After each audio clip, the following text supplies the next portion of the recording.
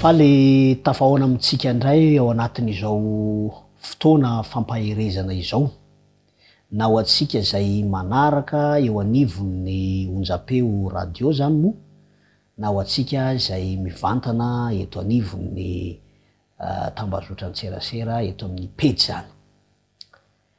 Mifampivavaka mandrakariva isika satria mandritra ity herinandro ity dia iresaka sy amerimberina ny fifandraisantsika amin'Andriamanitra isika.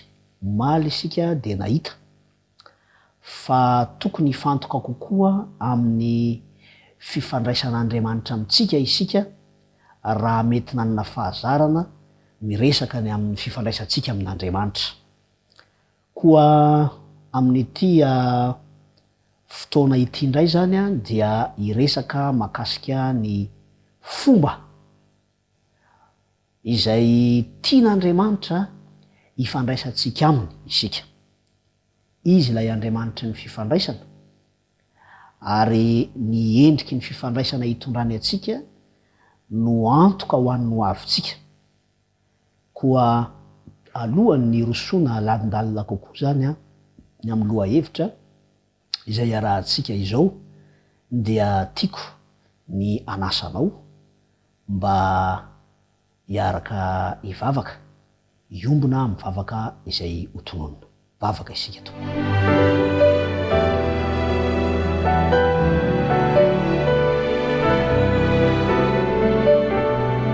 Sotranao hatrany izay raha inay tsara indrindra izay any an-danitro satria amin'ny alalan'ny fahafahana mifandray aminao izay indrindra ity vavaka ity, fiarahana ihany koa mifampizara ny teninao dia fantatray tompo fa hitombo hatrany ny fahatsarany ny fifandraisanay aminao. Mampianara anay hatrany ary amin'ny alalan'ny fananao masina izay melo lalana ny mponay tsirairay avy dia ho famelombelomana ny fiainam-pananay tokoa ny izay fampizarana eto. Tonoana mivavaka ho amin'ny anaran'i Jesosy Kristy. Amen.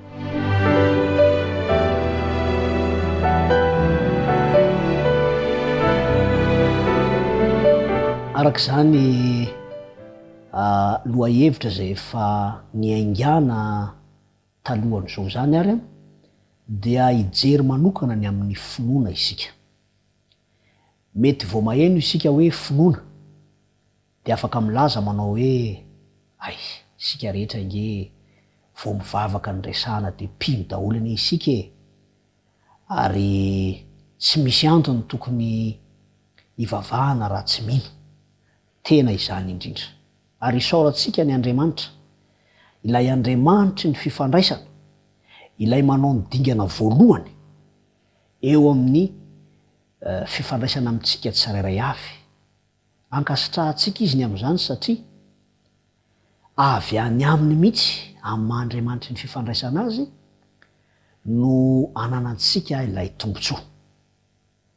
Ity resaka finoana ity no anisan'ny fomba iray mety ho lasa materiel loatra angamba raha ohatra ilansika manao hoe fitaovana ifandraisantsika amin'Andriamanitra fa andeha ho ataontsika fotsiny hoe fomba natolotra Andriamanitra ahafahana mifandray aminy.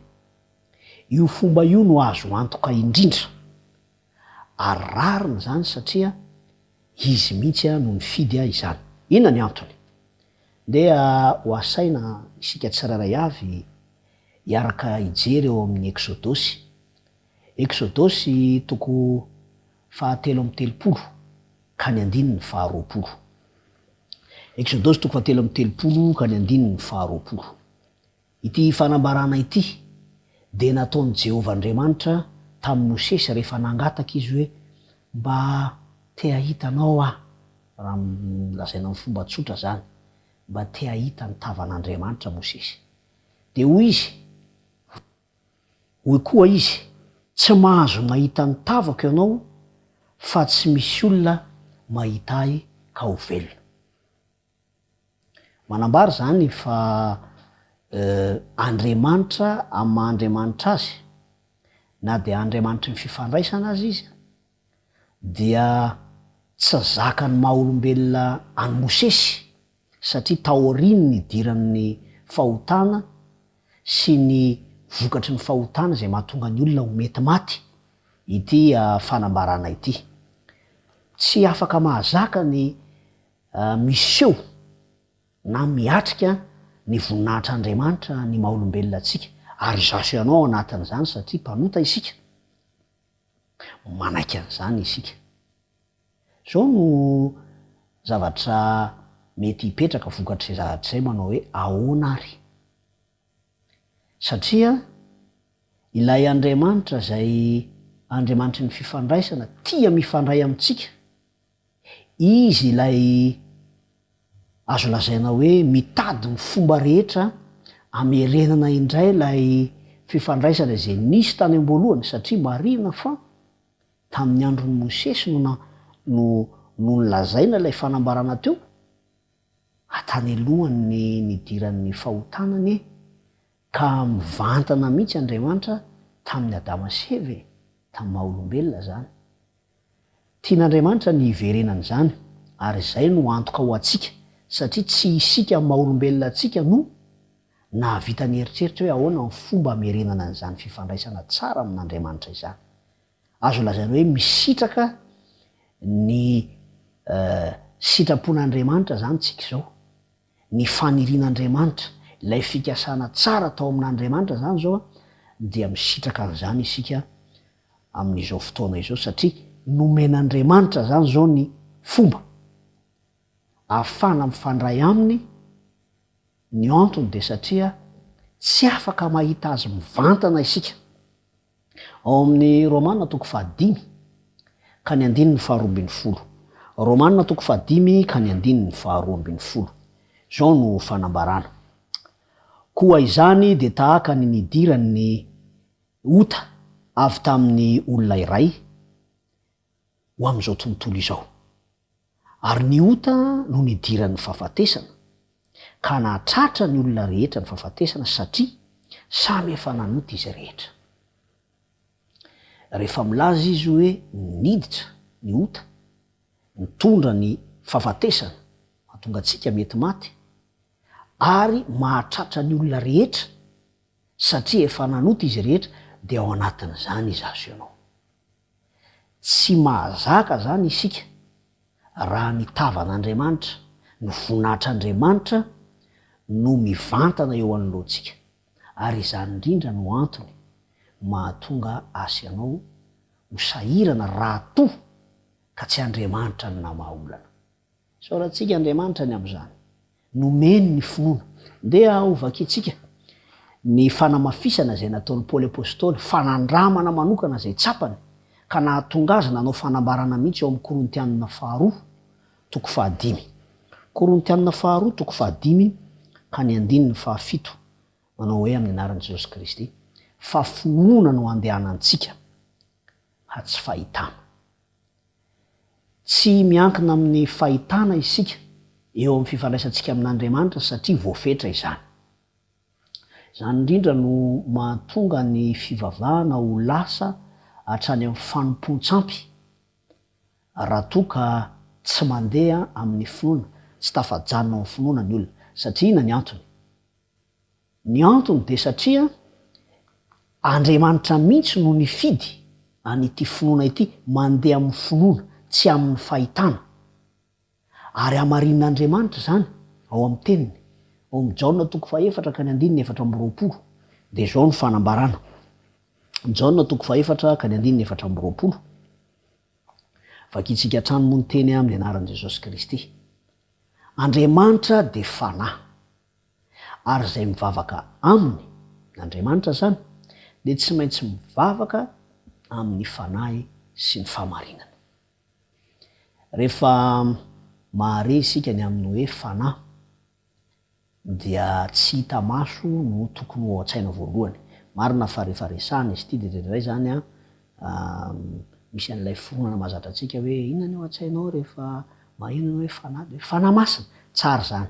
Fa azo adino fa misy koa ny fanahy maloto. Fa rehefa hoe fanahy zany de le le tsy azo tsapahitana azy aloha, tsy hita maso azy aloha. Ary zay eto ny tianambara manao hoe Andriamanitra dia tsy hita maso, tsy azonao tsapahitana, tsy hita ho raisiny.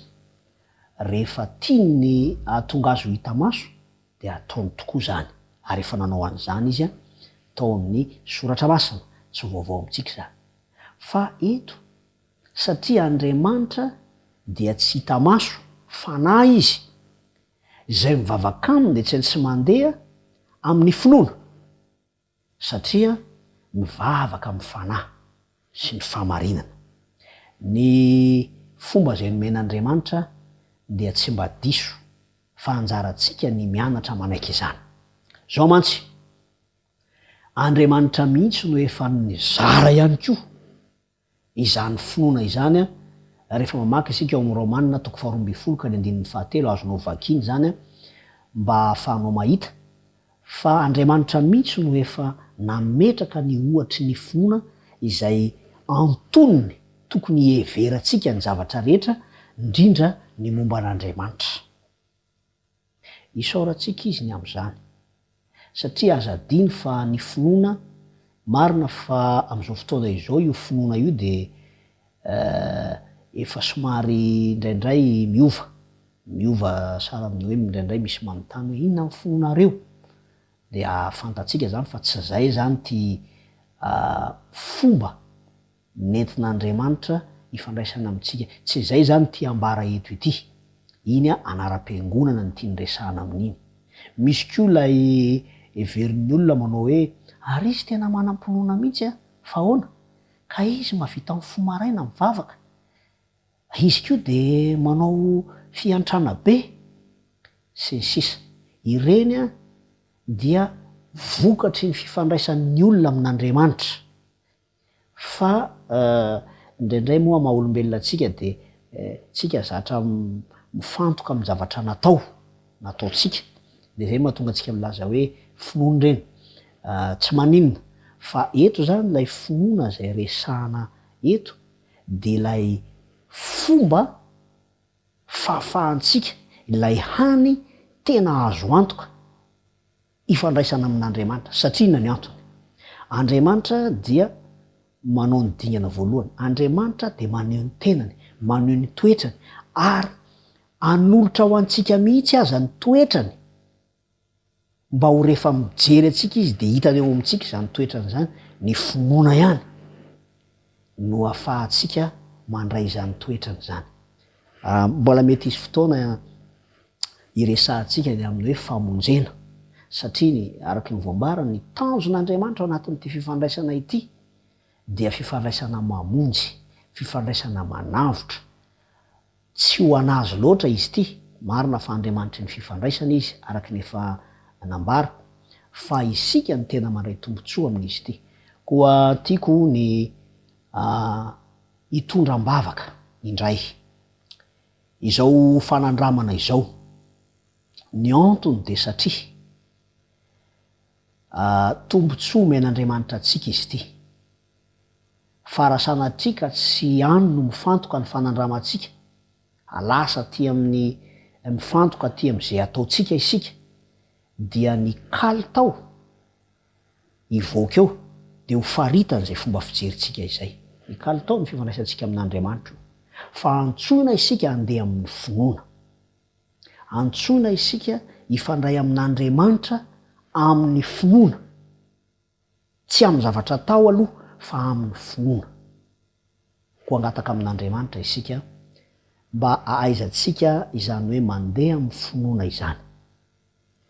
Tiako ny anasa anao indray ary mba hiombona am'izao vavaka izay tononona izao. Vavaka isika.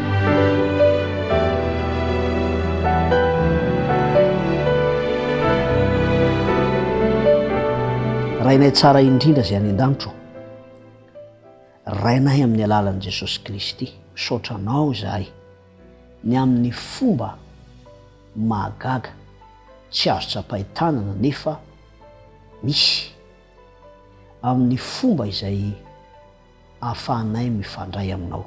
Misaotra anao zahay, fa mampianara ihany koa anay Tompo satria fantatray fa izany fomba izany nanonana azy aza dia efa mety miova tsy kelikely ny dikany, mety manova ny fampiarana ihany koa zany. Koa angatahana aminao tompo malalo, ianao zay nanolotra izany fomba hifandraisana aminao zany dia ny finoana mampianaranay mba hahay andeha araka ny antsonao anatin'izany finoana izany, ka ahaizanay mandray ireo tolotra rehetra, manaiky ireo antsonao, manaiky ihany koa ny fomba fitondranao mahasoa, anome antoka ny aminao avy.